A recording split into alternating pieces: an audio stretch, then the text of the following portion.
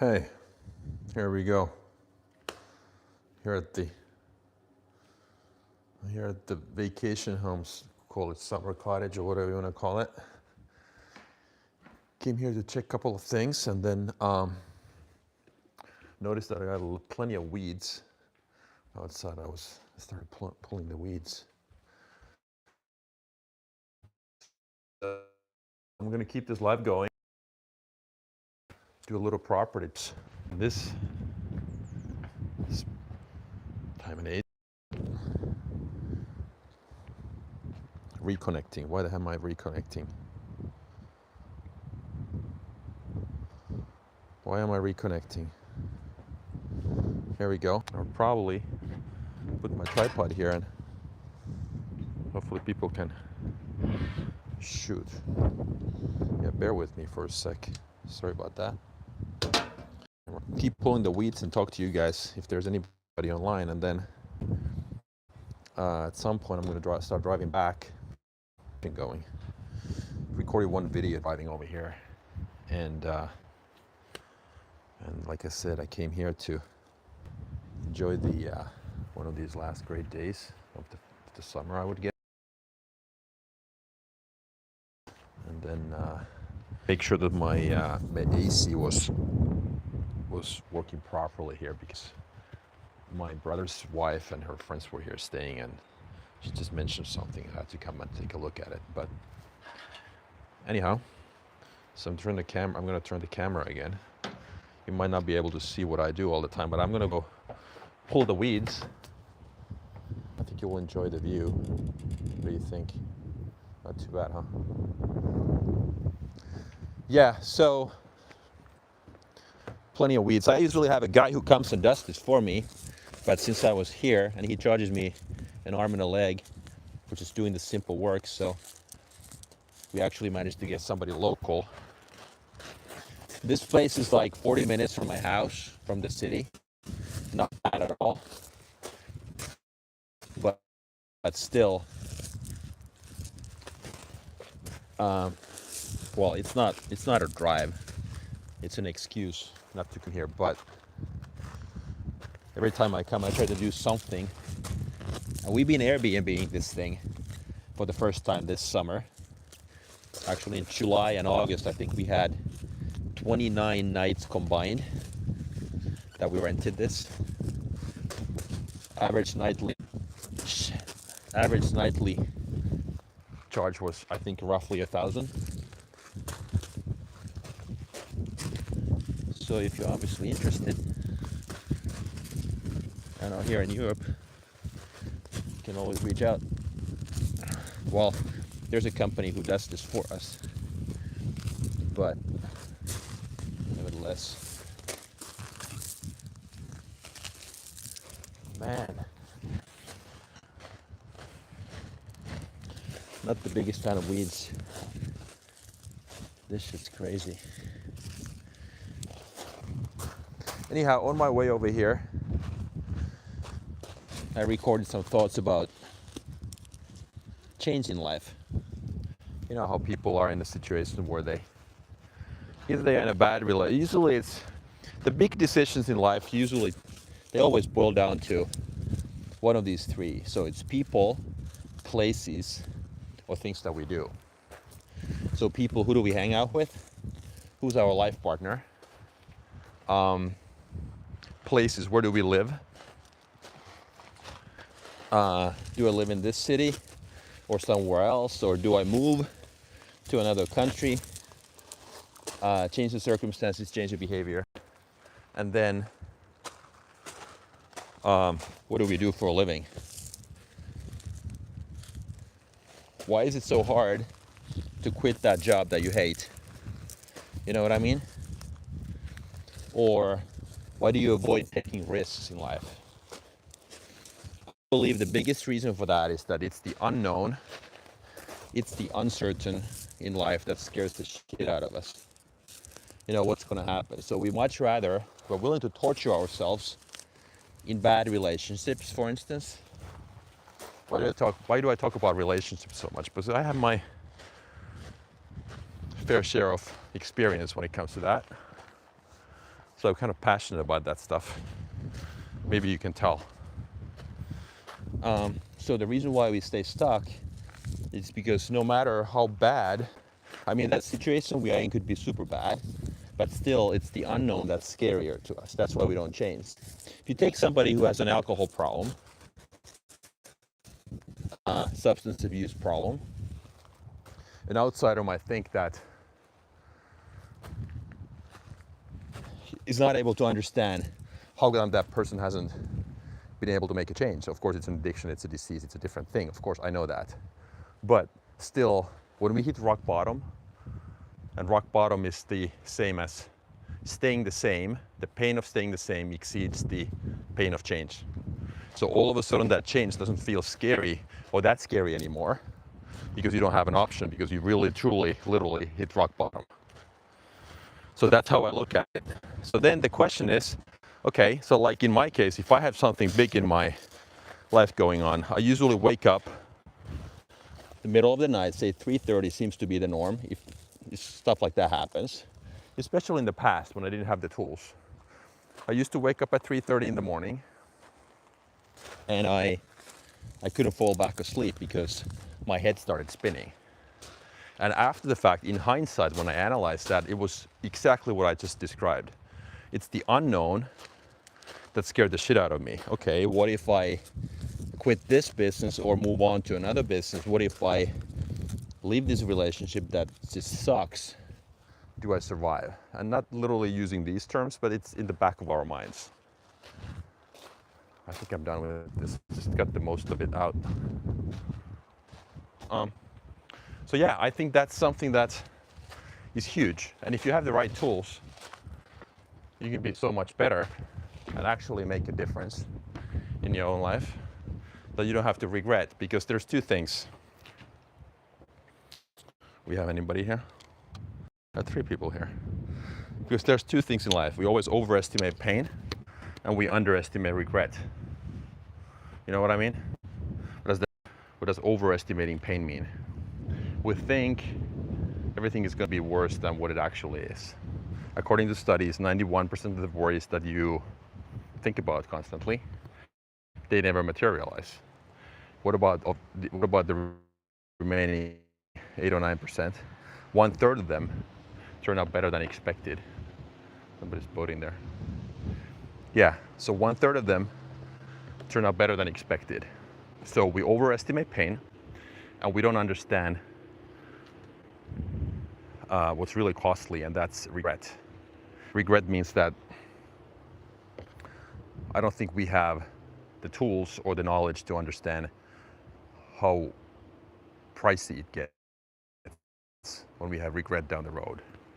Again, according to this, not the same study, but Penn State had this study that when they interviewed, no, this was not Penn State. Anyhow, the first one was Penn State. I can link it here if you guys want. But anyhow, the bottom line is this. If you interview people in retirement homes, 78% of them say that they regret the things that they never did because they didn't have courage when they had time and whatnot. So that's what I mean by saying we overestimate pain and underestimate regret. And it should be the other way around. If you can flip that, reverse that whole thing, that equation, then I guarantee that you're in a position where you don't hesitate when you have to make tough decisions, because you understand that regret is the most costly thing in your life. That's how I look at it. Yeah, I promised to do this live today. I think I had one on Friday. No, what day is today? Yeah, Friday. Today's Sunday, right? I had one on Friday. I'll do one tomorrow as well. I'll just keep this view here for you guys. I think it's better than my ugly face. I'm gonna do one tomorrow as well. Zidane. Yeah, that's what people say. I don't see that. I don't see the similarities, but that's fine.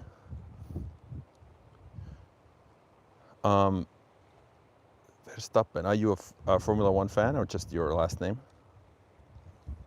Where does that username come from? Are you getting on, mate? Just curious. Yep, I know that. The football player or the soccer player.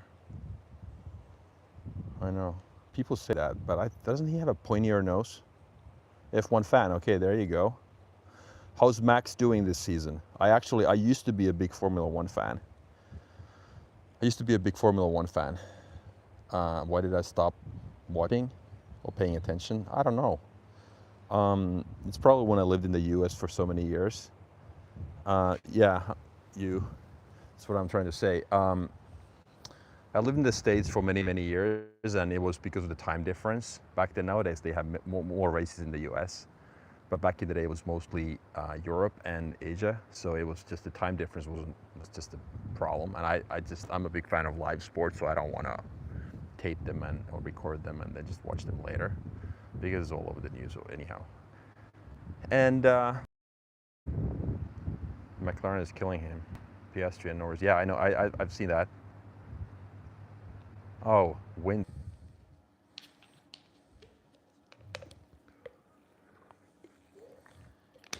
We'll use the bathroom real quick. There's nobody on the line right now. That's okay.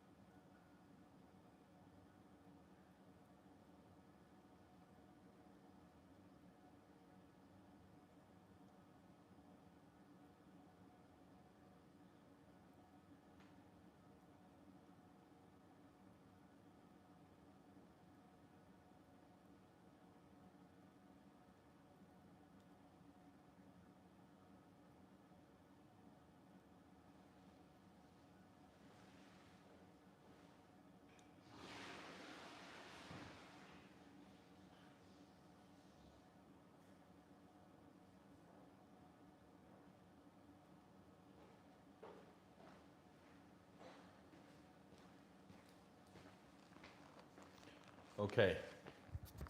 Oh, we got 10 people now. Stream is not broken, guys. I'm back. Just use the bathroom real quick.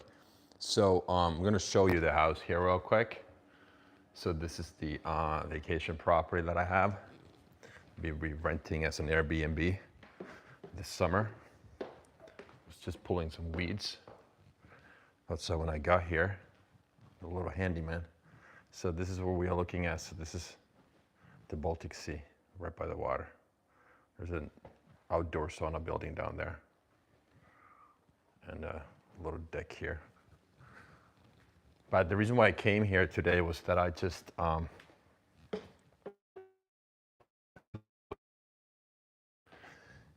AC stuff because my brother's wife was here. So I gotta make sure that they've got, yeah, that's good. This is the indoor, there's another sauna. Finns still have their saunas.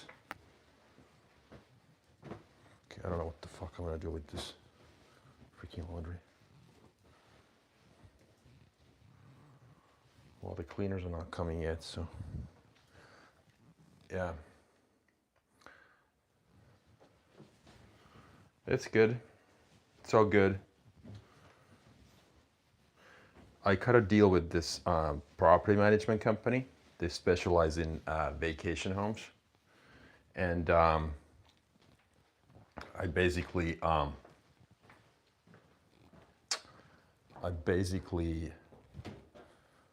they're advertising this thing. Just want to make sure that everything is off. Yeah, I'm going to get going soon. They advertise this thing. They handle all the reservations. They instead of having just like some random people who come here and don't inspect the condition of the property at all upon arrival, these guys are just, they take care of all that, which is good. And then obviously it costs, but they advertise the property. It's in Airbnb and it's booking.com, or they have their own website. But we got this Airbnb locks tag earlier this year, which is a good thing. I think it's gonna attract some of the higher end renters, guests, and we'll see how it goes. I don't know. This was the first summer, first couple of months. So July and August, I think we had 17 nights in July, so more than half, and 12 more nights in August, which is good. If you look at then sales tax or VAT, if the average nightly rate is 1,000 roughly, so then you deduct, there's a VAT included in that price, and then there's a booking fee, and then there's the property management company, so it probably gets 55 to 60% of that. They deduct the cleaning fees and the supplies and all that. So yeah, 1,000 a night sounds like so we had 17 nights in July. That would have been like 17K, but yeah, probably 55% is what I netted, I'm guessing. Wins, you retracted your messages, why? Don't be shy.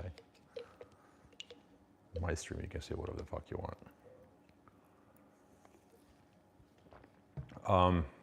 Yeah, so it costs a lot, obviously, but then at the same time, there's no headache. You pay for time and convenience, so not realistic for me to come and clean here, obviously, or hire my own cleaners and then come and coordinate everything and be in contact with the potential guests, and it's just not doable. So it is what it is. It costs you something, but we'll see how that goes. The whole place, I mean, this is a unique location. That's why we purchased this maybe 4.5, 5 years, maybe 5 years ago now, yeah. And just saw a lot of potential with the location, because obviously you can't manufacture more lots or unique locations right by the water.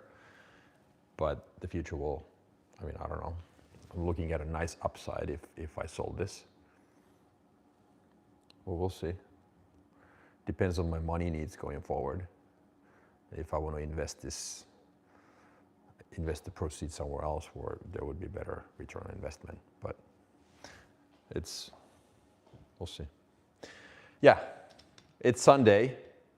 So I'm the biggest fan of understanding what's signal, what's noise for every day.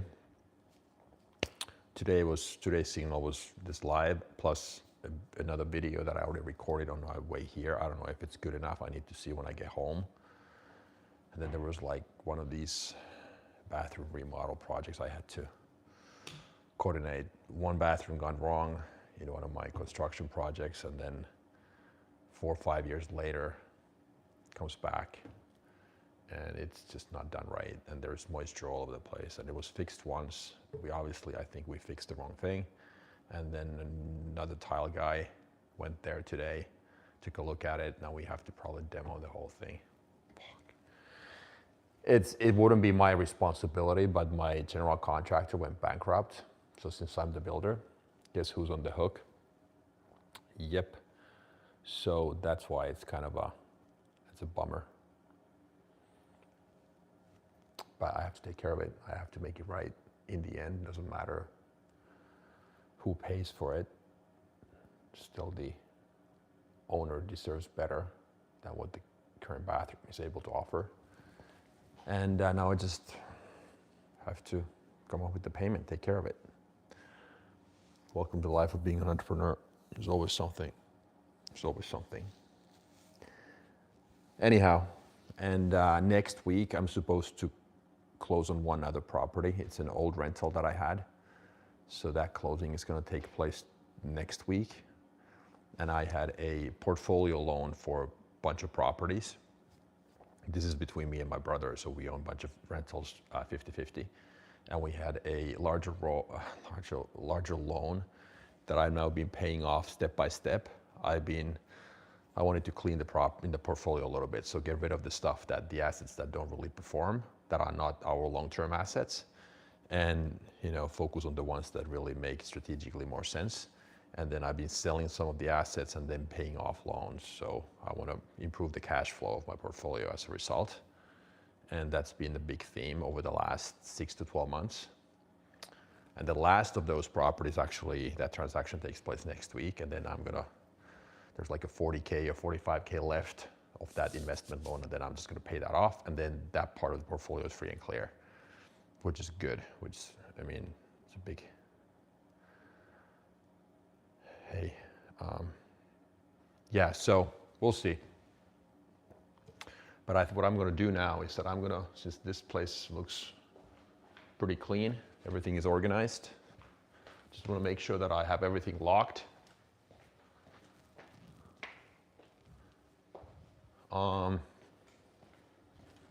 And then we'll start driving back to the city. I'm gonna keep this live going, for sure. Why wouldn't I? Grab my gloves, AC is good. AC is good. Let's make sure, I'm just gonna go down real quick. That's locked. Always want to make sure that your doors are locked. Well, that goes without saying. I'm a little paranoid about water leaks because that outdoor sauna building there, you see that thing there?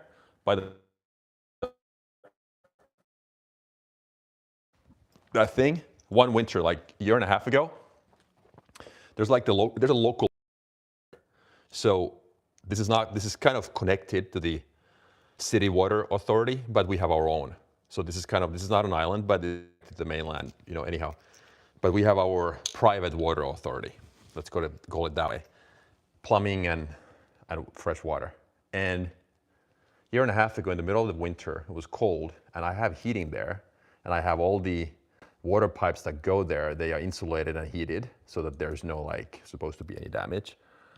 But then for whatever reason, the heating that I had there malfunctioned. Maybe there was a power outage or something. But anyhow, the water tank, no, I'm sorry, the shower head, the faucet, call it the faucet, it cracked because there was obviously water there, and then when it freezes and then whatever, it expands and then it kind of burst the whole thing open.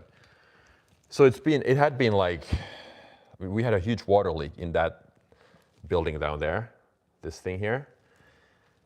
And the private water authority luckily noticed that they can see that there's in one of the properties, they couldn't identify it, but they saw kind of roughly the location of the leak. And then luckily they sent their technical guy over.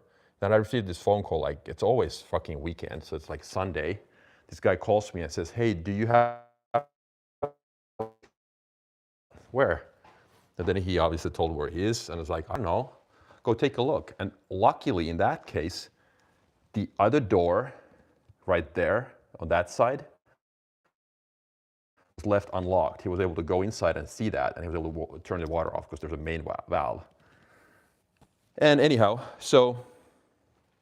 but I ended up paying $1,500 for the water I didn't use. Yeah, $1,500, that was a lot of water. So, I don't know, maybe I'm a little paranoid about all kinds of water leaks, but just gonna go downstairs real quick still and make sure that already was here. Yep, this is all good. Just wanna make sure that this stays open.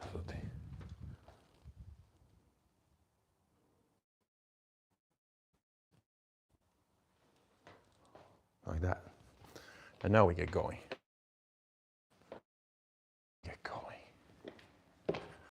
This door. I'm not thinking straight when I talk to you guys. Oh yeah, let's go. So I'm gonna start driving back. Gotta go cook lunch. And then, what else? I think that's about it.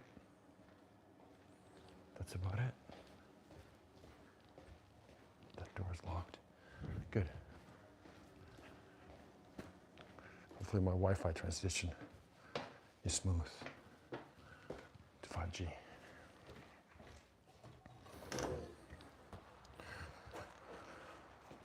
You know, lock the door, right? Lock the door.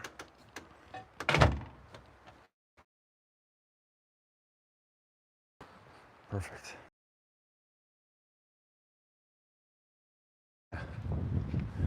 There you go. Here we go. Just gonna disconnect this motherfucker.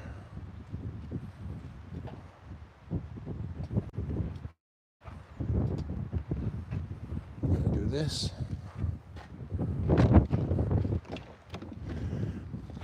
I'm gonna do this. Right on. Right on.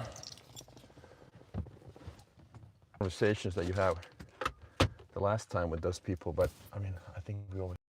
Tomorrow, by the way, I don't know. People gave me a hard time at the gym that I go to now.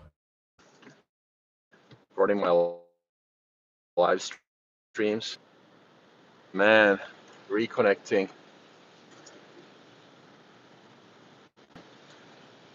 Okay, but I'm back. Connection is somewhat bad here, so I'm hoping that you guys can see me. What was I saying? Yeah, somebody called me from the gym that I go to. It's like this commercial gym. Like, and I would not go there unless I didn't live where I live. I'm like 300 meters from the gym, so it's like within walking distance. But they called me saying that even though I've been really careful when it comes to not showing other people's identity, like behind me when there's like when I'm running the live, recording myself, like keeping camera close to me. But of course, somebody could like walk behind me, and you see the side profile of that person.